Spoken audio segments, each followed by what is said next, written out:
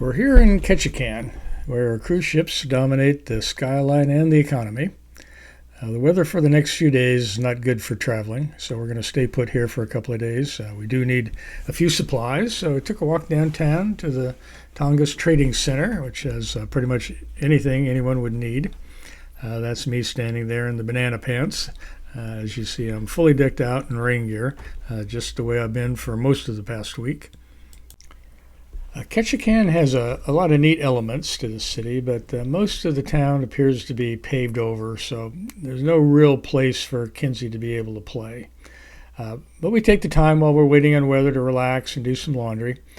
Lorraine found a really nice shop called Untangled Yarn and Fiber, carried kiviot, which is muskox wool, and she spent some happy hours there with a fellow weaver and knitter. From Ketchikan heading northward, the next major stop is Wrangell. We usually do this as a one-day segment, but it can be broken up by stopping in Thorn Bay or Mount Myers Chuck. On this trip, our route was the Red Dash Line through Zimovia Narrows, but on previous two trips, which were later in the season when the salmon were running, we took the yellow offshoot path and stopped at the Anan Bear Observatory. If you do make this trip in July or August, the Bear Observatory at Anan Creek is well worth stopping to visit. The creek has one of the largest runs of pink salmon in southeast Alaska, which in turn supports a high density of black and brown bears which come down to the creek to search for salmon. The facilities here consist of a covered viewing shelter, a very large deck top, two photo blinds below, and outhouses. There have been several recent upgrades to the facilities. In 2022, the upper deck was expanded, and then in 2023, a spiral staircase was constructed down to the two photo blinds. This site's a short, say half-mile walk up from the beach. This video was taken on our last trip, showing the new platform, which is much larger than the previous structure. Has good visibility both up and down the creek. If you look to the upper right, you can see one of the bears on the creek. It's a grizzly.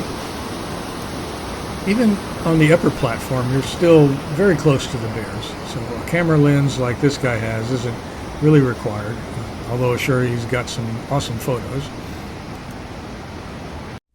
It's Saturday, June 1st. We're nicely rested after spending a few days in Ketchikan. The weather looks good today for a 98-mile trip up to Wrangell. This route is about 10 miles shorter than the version where you go by Anan. And it also has Zimovia Narrows, which is an interesting section.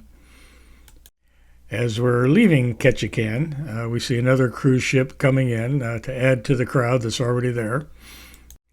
During our trip, we saw a number of whales, most of them in the distance. However, there was one which was a bit closer, and we were able to get a few photos of that one.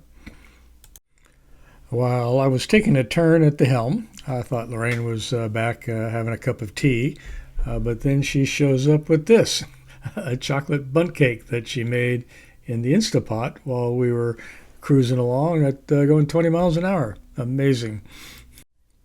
About 25 miles south of Wrangell is Zimovia Narrows, which has some sharp turns but is well marked. It was here that we caught up with this year's slowboat flotilla.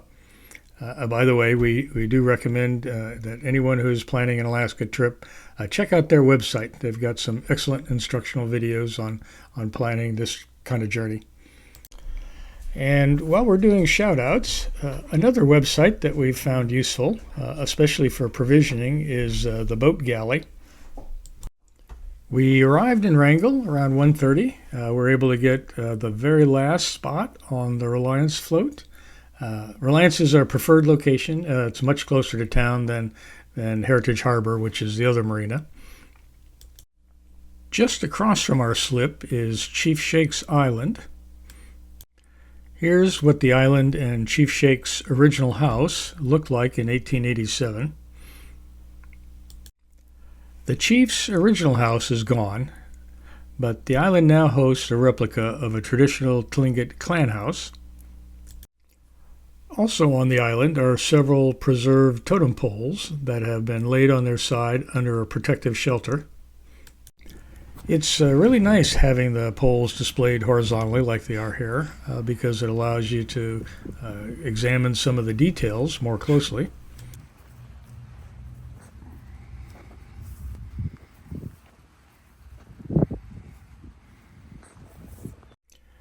There are more examples of poles that can be found in various places around town, as well as here in Totem Park.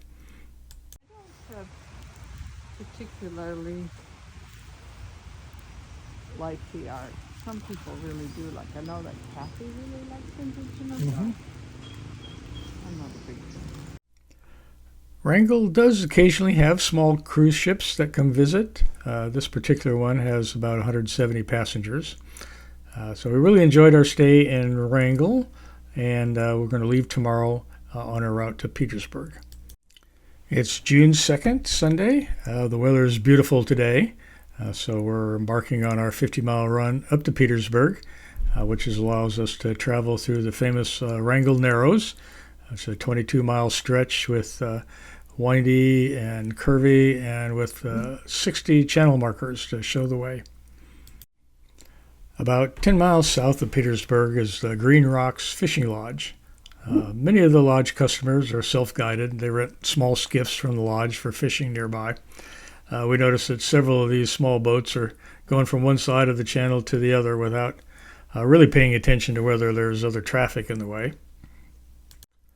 The congestion in this area ended up with tragic consequences just 3 days after we came through, as discussed in this article in the Petersburg News. When we arrived in Petersburg, the harbor master found us a nice slip right on the main walkway in South Harbor. Petersburg is often called Little Norway. It's named after its Norwegian founder, Peter Bushman. He said the snowy mountains and fjords reminded him of home. Upon discovering excellent fishing and easy access to ice from the nearby LeConte Glacier, he decided to stay, and one of the first businesses that were started here was a cannery.